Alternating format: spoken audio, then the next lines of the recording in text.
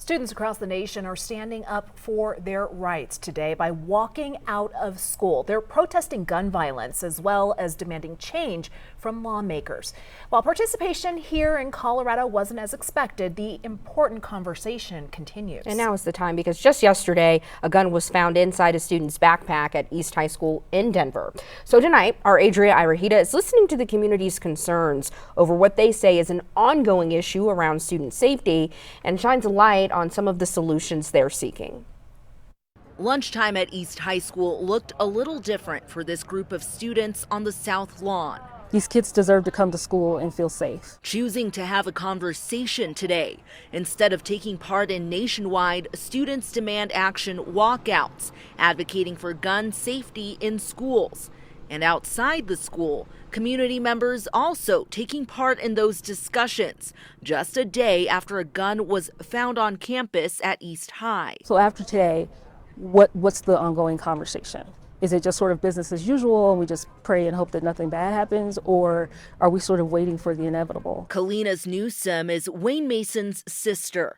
Wayne is one of the deans who was shot by a student here at East High School in 2023. So when Wayne did his press conference here, his first and only, he was very clear that this is going to happen again, because there were all these warning signs. Thursday's incident at East High School was investigated after a student reported their peer to a staff member, who then relayed that information to the district's Department of Safety, according to Principal Tarita Walker. Today, I listened to concerns from parents and community members after the incident in 2023. At this point, I can say that we've either been incredibly lucky or there has been some change, but the event yesterday points out that we've probably been lucky and that we still have a long way to go. They say today's conversation among students could be a catalyst for change. And I hope that the school and Tarita are really, going to talk to the kids that assembled later and to really sort of get their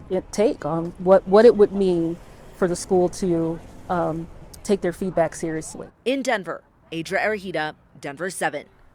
We reached out to the district about what happens to the student who brought a gun to East High. They tell us the student is automatically suspended for 5 days while the district's team prepares documents for an expulsion hearing.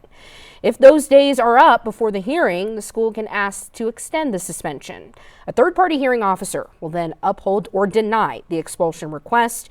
By Colorado law, school districts must accept all students who live within the attendance area. This includes students whose expulsion has expired or has been overturned.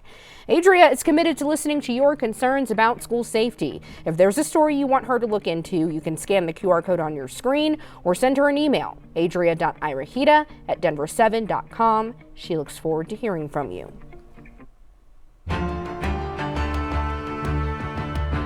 Going in depth, Denver 7 has been following the fallout from 2 shootings at or near East High School over the last few years. 16-year-old Luis Garcia was shot and killed while in his car outside of the school in February 2023. Last month, a Denver judge dismissed a wrongful death lawsuit filed by his family. The judge ruled the district was not liable because he was not shot on district property. Then, a month after that shooting, a student shot 2 deans at the school. The student died by suicide later that day. Back in June, the district asked federal court to dismiss a lawsuit filed by the deans. The deans claim administrators weren't trained properly on how to search and pat down students and that the district didn't properly implement disciplinary policies. That lawsuit is ongoing.